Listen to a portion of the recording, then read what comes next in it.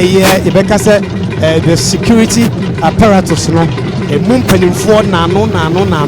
and na sabre omoso akonya aba omune ohene eko na akwagochia ohene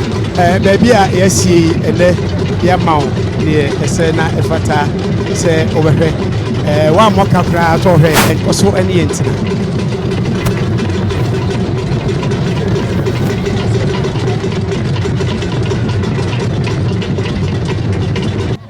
Santa hini kwa na wadwa hini ohini biya ni bi the whole Ghana and I'm saying sikadwanti and the hini kwa me so me kwa na wadwa hini obiya ni wadwa hini se me kwa sabia so sabia kronto udware Santa hini sabia son ebia manu simna so bra Santa hini bi kokura na se ebre biya mu no oye ohini wadwa hini me da wase ebia biya emre bia da bia efri anopa no me nsa ekosi anwumre no ahomachi no nsia de no madware wo hena wie awa amamre ni amane ewo sebe adwae ahomachi yeda se enti otumfo adwae hene na ene no atwetwe enkomo uyi eye otumfo anwenfo ane apakansoafo ehene a yebesan aba na yene penimfo a omuso ka ho no ante hene ono ankasa ento ne se nware sebe otumfo na dwa hene de dware no sebe ono ankasa onso sapom no dware da bia me dwa hene na me dware no we eyede ne na ye tie sebe son sebe konto Santa hene ono ankasa nso sapom enware na mom adwa hene ena mamre ni ambane kwanso dware Santa hene enti baby a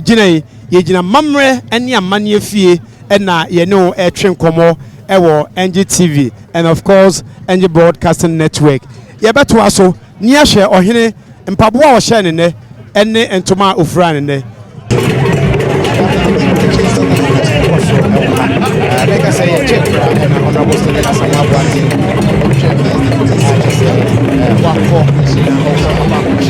and the delegations are up but this delegation is there for no now mayors Kenya Sabre Osha, Dr. Mahmoud Baumia, and I say Baba Moshia, Okono, Namu Edigachi, Airport, as to whether what is with but they were Dr. Mahmoud Baumia, and Sabida Baumia, and I'm saying the flower of Edigachi, Omo, Sabre, that is what is happening.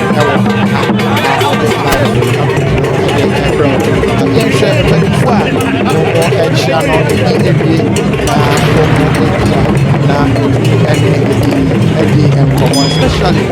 Chieftaincy Minister, Honorable Senator Samawati, NJ, so we're going to see our after Chiano, and community Monaka, Wapua, Amia, Sia, our hand. I said,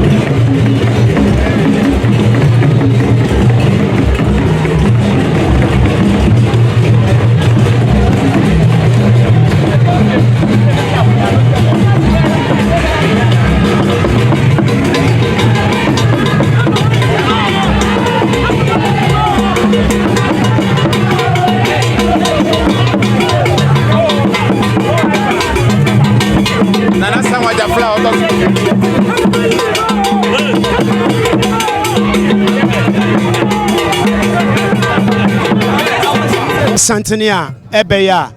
Togbi Sri ya Otoso Miensa Anro Ehene ena ononso ene wabepie mu hanamo se ode na animonyam ene ne mpaye eba beta Santehene echi na wabesom ama sede amamre ni amane etie no enti Togbi Sri Otoso Miensa ena sabre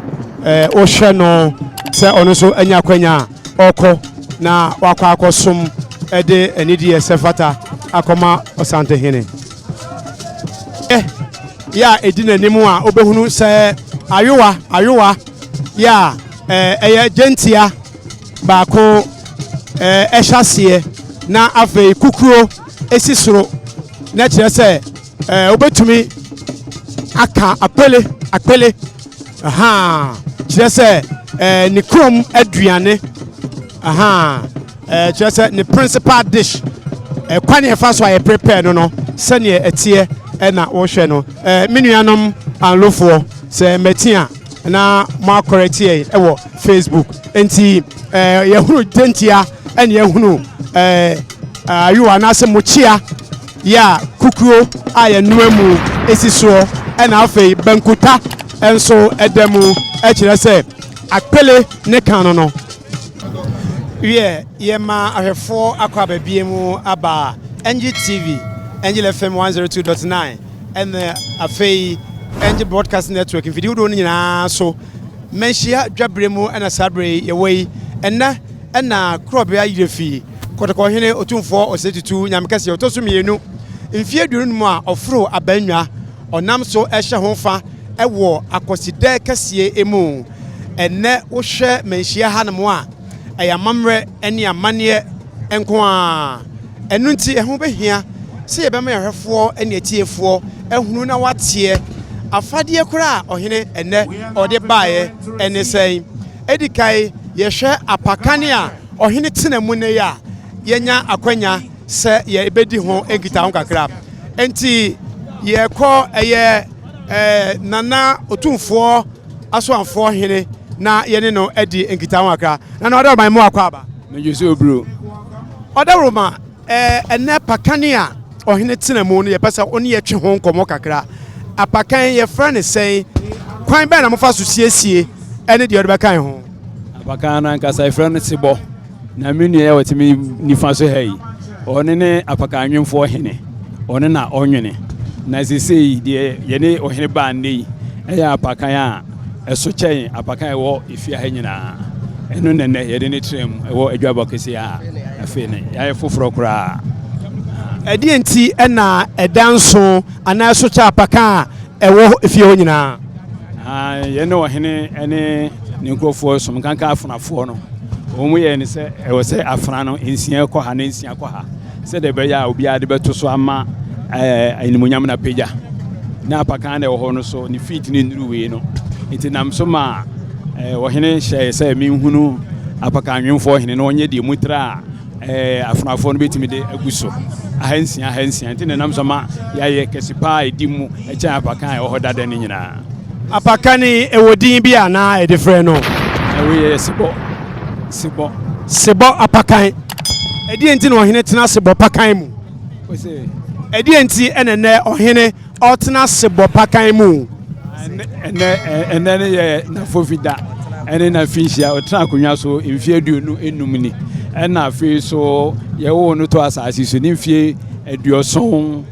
me fanse aduoson num anisa aha na je se ye dwabo kese a